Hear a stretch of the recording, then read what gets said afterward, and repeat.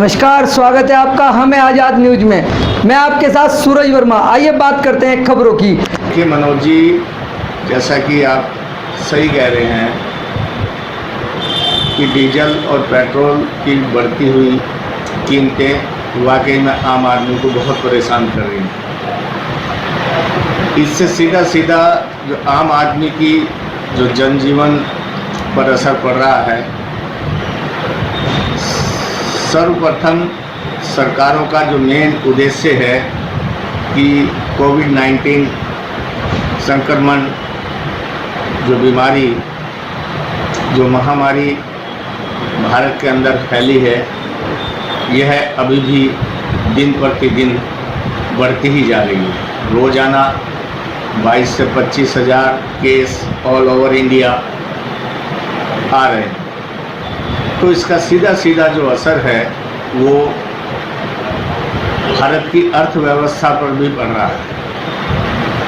इसी वजह से राज्य सरकार, केंद्र सरकार के ऊपर इतना भार जो पड़ रहा है, उसमें से चाहे वो डीजल पेट्रोल हो, चाहे खाद्यान्न सामग्री हो, किसी भी तरह का जो वस्तु हैं जो आम व्यक्ति प्रयोग में लाता है, वो महंगी होती जा रही है। इसका मेन जो कारण है, जो मुख्य कारण है इसका, वो कोविड-19 जो संक्रमण भारत में फैला हुआ है, वही इसका कारण है।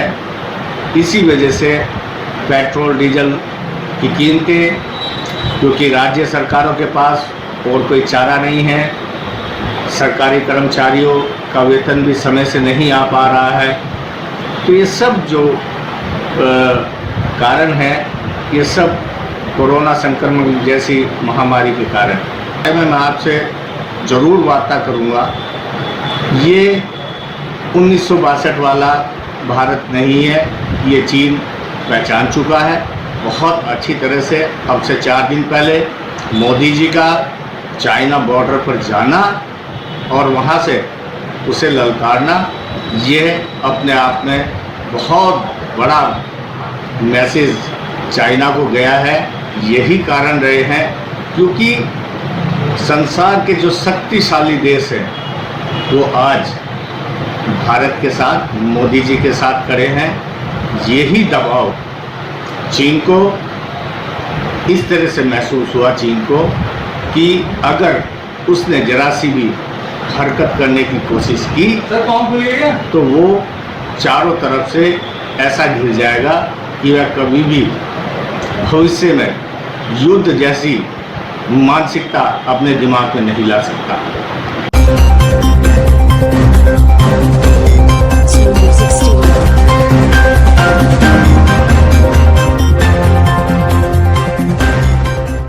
देश के प्रधानमंत्री नरेंद्र मोदी जी ने जो इसके ऊपर इजाद कराई है, जो हमारी भारत की टीमें लगी थी, उसका खुलासा 15 अगस्त को होने वाला है। लाल किले के मैदान से सारी दुनिया के अंदर ये एक संदेश जाने वाला है कि कोरोना की वैक्सीन हमारे देश के अंदर 15 अगस्त से लॉन्च हो रही है। ये पूरी महामारी को रोकने के लिए सबसे बड़ा हथियार पूरी दुनिया के लिए होगा और विश्व गुरु हमारा भारत बनेगा, ये इसका संदेश है। विधायक जी, किन कारणों से चाइना को 1 से 2 किलोमीटर वापस लौटना पड़ा? नरेंद्र मोदी। इसमें कुछ इंटरनेशनल दबाव भी रहा है? इंटरनेशनल दबाव तो वो गलत थे, उनको गलत पीछे हटना पड़ा। माननीय मोदी और डोभाल साहब उस वार्ता में आगे रहे और मैं समझता हूँ हमारा प्रधानमंत्री इतना यशस्वी है, इतना तेजवान है कि उसने चाइना की घुटने टेक दिए। क्या चाइना दोबारा इस तरह की हिम्मत कर पाएगा? करेगा तो मुंह की खाएगा। धन्यवाद विधायक जी।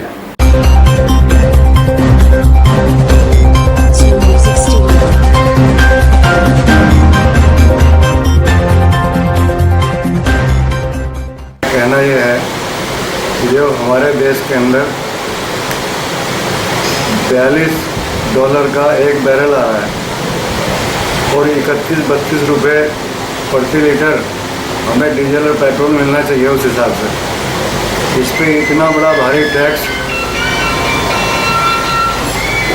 डीलर का कमीशन, एक्साइज ड्यूटी, वैट लगा के तो ये जनता को परेशान कर रखा है केंद्र की सरकार ने, और इस पे जो है कोई कार्रवाई करने को तैयार नहीं है। तो ऐसे में हम लोगों का जो स्टैंड रहा प्रदेश कांग्रेस कमेटी उत्तराखंड का कि भाई जनता को इतनी बुरी तरह से आज महंगाई के दौर में, जब चौथा महीना लॉकडाउन का चल रहा है, जनता के सबके कारोबार ठप हो गए, नौकरियां छूट गई, ऐसे समय में इतनी बड़ी महंगाई जिन्होंने पैदा कर दी, जो 10 रुपये 15 रुपये किलो टमाटर बिक रहा था, जो 10 रुपये 15 रुपये किलो आलू बिक रहा था, आज वो 50 रुपये के भाव पर पहुंच गया है। ये इस तरफ ध्यान क्यों नहीं दे रही? प्रधानमंत्री जनता को कह रहे हैं कि स्वावलंबी बने, तो स्वावलंबी कैसे बनेंगे? आप जनता से टैक्स ले रहे हैं, आप जनता से जो है GST ले रहे हैं, जनता के ऊपर इतने बड़े बड़े वैट आपने थोप रखे हैं, तो जनता की जो सुविधाओं की मुख्य जो धारा है वो डीजल पेट्रोल से चलती है, और डीजल पेट्रोल ही देश के अंदर महंगा होगा तो आम वस्तु जो इधर से उधर आयात निर्यात होती हैं वो तो ऑटोमेटिक महंगी हो जाएंगी। उसी का परिणाम है कि जो आज बाज़ार के अंदर महंगाई बढ़ी है, उसी की देन है कि जिस तरह से उस पर जो है कि $42 का एक बैरल हमारे यहाँ पहुँच रहा, और आज 80 रुपये 82 रुपये हमें पेट्रोल डीजल खरीदना पड़ रहा है। पेट्रोल से ऊपर कभी डीजल के रेट नहीं गए, क्योंकि डीजल एक आम जो हमारे किसान भाई हैं उनकी भी ज़रूरत की सबसे बड़ी चीज़ है, और आज उनकी खेती के लिए ज़रूरत पड़ रही है डीजल की, और डीजल जो है कभी भी पेट्रोल से ऊपर रेट गया ही नहीं है, लेकिन आज डीजल के रेट पेट्रोल से ऊपर पहुंच गए हैं। तो ऐसे में देश के अंदर इतनी महंगाई जो है आसमान छूरी है, उसे देखते हुए देश की सरकार, प्रधानमंत्री मोदी जी की सरकार कुछ नहीं कर रही है। भाजपा के केवल वही कि चुनाव के समय कहती है कि सबका साथ सबका विकास, अब तो केवल यही नारा जो इन्होंने उल्टा कर दिया कि सबका साथ और अपना विकास। जो केंद्र की सरकार है, मोदी जी की सरकार है, भाजपा की सरकार है, वो अपने विकास करने में लगी हुई है। उनके देखो कि पूरे देश के अंदर कितने उनके जो बड़े बड़े कार्यालय, जिला कार्यालय, प्रदेश कार्यालय, अखिल भारतीय उनके भाजपा के कार्यालय 7-7 8-8 मंजिले कार्यालय हमें खुलते जा रहे, और जनता त्राही करती जा रही। अब कोरोना के ऊपर आई बात, कोरोना बीमारी महामारी के ऊपर सबको कह दिया कि भाई अपने आप जो है इससे भुगतो, जनता को अपने ऊपर छोड़ दिया कि अपने आप देखो, अपने आप इसके टेस्ट कराओ, अपने आप इसकी बीमारी का इलाज करो, इलाज ढूंढो। उस तरफ जनता का ध्यान जो इन्होंने बांट दिया कि चाइना की साल में जो राड चल रही, उस चाइना पे वहाँ पर जो है सीमा के ऊपर उधर ध्यान ले गए जनता का जो है कि जिससे कि जो महंगाई बढ़ रही उस तरफ जनता हाउल मचावे। लेकिन कांग्रेस विपक्ष में है, विपक्ष का काम है, दायित्व है कि वो जनता की बात को उठाए और जनता की आवाज़ को ऊपर तक पहुँचाए। ये लोग जो हैं, हम लोगों के जितने भी आंदोलन अब तक हो रहे हैं, उनको लाठी डंडे के जोर पर, दबाव के जोर पर शासन प्रशासन को सख्त कितना कर रखा है कि कोई एक धरना प्रदर्शन कहीं ना हो जाए। हम लोगों ने जितने धरने प्रदर्शन अब तक किए हैं सब बड़ी मुश्किल में यहाँ पे संपन्न किए हैं, वरना शासन प्रशासन ये भी नहीं चाहता कि कोई एक आदमी एक पट्टी एक तख्ती लेकर खड़ा हो कि महंगाई रोकने के खिलाफ कोई आंदोलन कर रहे। इस समय जो हालात बने हुए हैं प्रदेश के देश के अंदर, मैं कहता हूँ कि इस समय साइलेंट इमरजेंसी लगाई रखी है मोदी जी ने, और कोई भी उनके खिलाफ प्रदेश की और देश की सरकार के खिलाफ आवाज़ उठाता है तो टूटे से उनके खिलाफ मुकदमे कर देते हैं। उधर देखो किस तरह से प्रियंका गांधी जी को सन 2000 में जो मकान अलॉट हुआ था, उनकी सुरक्षा को देखते हुए, उस परिवार की सुरक्षा को देखते हुए, जिसकी दादी इस देश के लिए शहीद हो गई, जिसके पिता इस देश के लिए शहीद हो गए, आतंकवाद से लड़ते लड़ते हुए शहीद हो गए, और बदले की भावना से उसकी कोठी खाली करने का आदेश कर दिया। तो ऐसी भावनाएं उनके अंदर पनप रही हैं कि कोई दूसरा ना आ जाए, मेरी कुर्सी ना छीन ले। ये स्थिति जो बनी हुई है भाजपा के दिमाग में, ये आने वाले समय में निश्चित रूप से इनकी कुर्सी डामाडोल है आज की स्थिति में, और वो गिरेगी। आने वाले उत्तराखंड प्रदेश के विधानसभा चुनाव में जो सन 2022 में तय हैं, यही मेरा संदेश है, यही मैं अपनी बात कहकर आपका धन्यवाद करूँगा।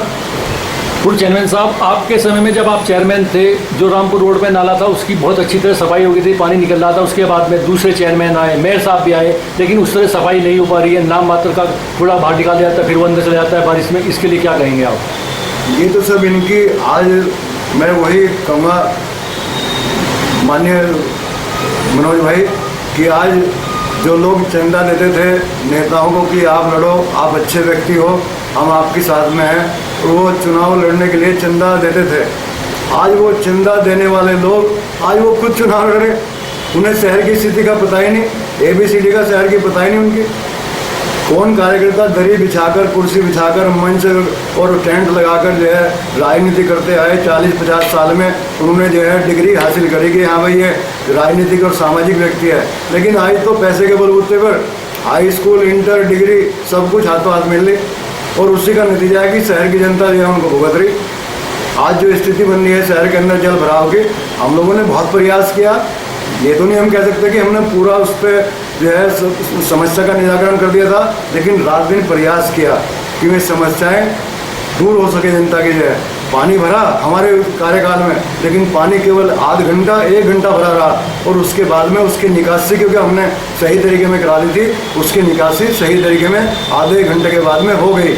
और इस पर राजनीति करते हैं, फ़ोटो खिंचवाते हैं। आज व्हाट्सएप, सोशल मीडिया और फ़ोटो खिंचवाने का इतना बड़ा शौक हो गया कि छोटी छोटी सी चीज़ पर भी जो है व्हाट्सएप और फ़ोटो खिंचवा के सोशल मीडिया पे छा के अपने आप को समझते हैं कि हमने बहुत बड़े काम कर दिए, लेकिन उससे कोई भला नहीं होगा। इसका सर्टिफिकेट आने वाले 5 साल में जनता ही देती है कि किसने काम अच्छा किया और किसने नहीं किया। उसके लिए इनको तैयार रहना चाहिए।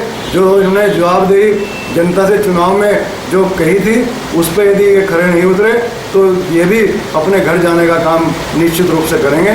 और जनता के जो काम रुके हुए हैं, अटके हुए हैं, वे सारे जनता के काम, यहाँ की जनता जिस तरह से जो है बेचारी परेशान है, उसके लिए हम लोग, आप लोग, सामाजिक लोग को चाहिए कि हम उनको उजागर करके और सामने इनके लाएं, जिससे कि उनकी समस्याओं का हल हो सके, हल निकल सके।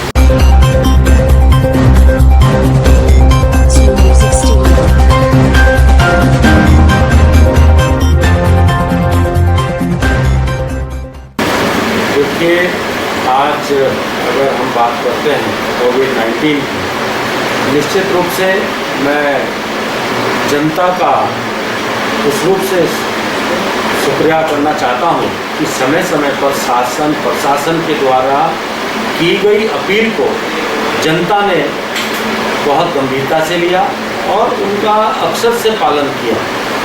जहाँ जहाँ पर पालन नहीं हुआ, वहाँ पर जो प्रशासनिक अधिकारी रहे हैं या हम भारतीय जनता पार्टी के कार्यकर्ता हैं, हम लोगों ने एक टीम वर्क करके उन लोगों को जागरूक करने का काम किया। और इसमें सबसे बड़ा सहयोग, सबसे बड़ा यही था कि अपने आप को 2 मीटर की डिस्टेंस में रखें, मास्क लगा कर रखें, और कोई भी सेवा का कार्य अगर होता है, उस सेवा के कार्य को निश्चित रूप से सबसे पहले हम अपने आप को सुरक्षित रखें। हम सुरक्षित रहेंगे तो निश्चित रूप से दूसरा व्यक्ति भी सुरक्षित रहेगा। और ये एक चेन थी जिसको उस चेन को तोड़ने का कार्य, जो कोरोना की एक चेन थी, वो सिर्फ उसको तोड़ने का कार्य, वो सोशल डिस्टेंसिंग ही एक उसका उपाय था, और वो हम सब लोगों ने मिलकर कार्य किया। आज भारत का जो नेतृत्व है, निश्चित रूप से कहना चाहिए, अगर हम पुरानी बात करें, पुराने समय में भी अनेक बार देश ऐसी परिस्थितियों में आया जहाँ जहाँ एक मजबूत नेतृत्व की आवश्यकता पड़ी और प्रजा को लगा कि एक नेतृत्व मिलना चाहिए। आज़ादी के बाद से लगाकर अब तक जो एक सशक्त नेतृत्व आज मोदी जी के रूप में भारतवर्ष को मिला है, अगर वो नेतृत्व की हम बात करते हैं तो आज पूरे विश्व के अंदर मोदी जी के नेतृत्व में अनेक देश इस चीज़ को मानते हैं। एक समझदार नेतृत्व जो कि भारत के साथ साथ विश्व की भी चिंता करता है, और विश्व के ऐसे जो देश हैं जिन्होंने विश्व को ही परेशानी में लाकर खड़ा कर दिया, उनमें से एक चाइना है। आज चाइना जिस तरह का उसका कृत्य, आज सीमाओं के ऊपर भी वो पड़ोसी राज्यों को, पड़ोसी देशों को वो परेशान करने का कार्य कर रहा है, और उसने जो कृत्य किया है उसको विश्व माफ़ नहीं करेगा। आज चाइना आहिस्ता आहिस्ता, ये हमारी सफल विदेश नीति के कारण, सफल नेतृत्व के कारण, मोदी जी के नेतृत्व के कारण ही संभव हो पा रहा है। आने वाले समय में आप देखना, चाइना पूरे विश्व के अंदर अलग थलग नजर आएगा, क्योंकि जो उसने कार्य किया है वो बहुत निंदनीय कार्य है। जो कोविड-19 का भी जो सारे निकल कर आ रहे हैं विषय, और जो इसने आज सीमा के अंदर घुसपैठ का कार्य किया है। अभी तो और पीछे जाना है चाइना को। निश्चित रूप से आप देखिए चाइना वापस जाएगा, नहीं तो नेस्तनाबूद निश्चित रूप से होगा। आज भारत का मनोबल बहुत बढ़ा हुआ है। 130 करोड़ की संख्या आज प्रत्येक व्यक्ति अपने आप को सोल्जर की तरह से कर रहा है, चाहे वो सीमाओं के अंदर हो चाहे सीमाओं के बाहर हो। और निश्चित रूप से अब चाइना से डरने की जरूरत नहीं, चाइना को डरना पड़ेगा। मनोज जी, जब से अनलॉक सेकंड शुरू हुआ है तब से हमारा देश में कोरोना महामारी तेजी से बढ़ रही है। आज हिंदुस्तान तीसरे नंबर पर पहुंच गया है। इसके लिए आप देशवासियों को क्या संदेश देना चाहेंगे? देखिए, शुरू से ही दो चीज़ लिए हैं, 2 मीटर का डिस्टेंस और मास्क। और ज़रूरी कार्य हो तभी घर से बाहर निकलें, अदरवाइज अपने घर के बीच में रहकर सोशल डिस्टेंसिंग का पालन करें। इसका यही एक उपाय है और इस उपाय को हम करेंगे और निश्चित रूप से इसका समाधान भी निकलेगा। और कोई चीज़ आइए, इससे भी पहले अनेक बार मानव जाति के ऊपर इस तरह के आक्रमण हुए हैं और उसने ही, उस परमात्मा ने जिसने मानव जाति को अगर कष्ट दिया है तो वो कष्ट के पीछे कहीं ना कहीं एक सचेत करने का भी संकेत होता है कि जो हमारी गलत दिशा है उसको हम सही दिशा में ले आए। तो आज मानव समाज उसको समझ रहा है, परमात्मा के दिए गए संकेत को समझ रहा है और हमें जो परमात्मा का संदेश को उसके अकॉर्डिंग हम अपने आप को फिट करेंगे तो निश्चित रूप से ये समस्या का समाधान भी हो जाएगा।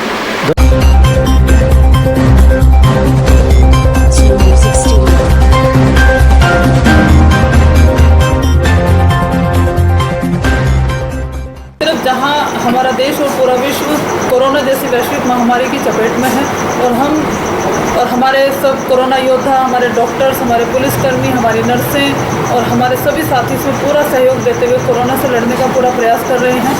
दूसरी तरफ जहां सरकार कोरोना की बीमारी से लड़ने में फेल हो चुकी है, वहीं दूसरी तरफ से लगातार पेट्रोल और डीजल की कीमतों को बढ़ाने का काम कर रही है।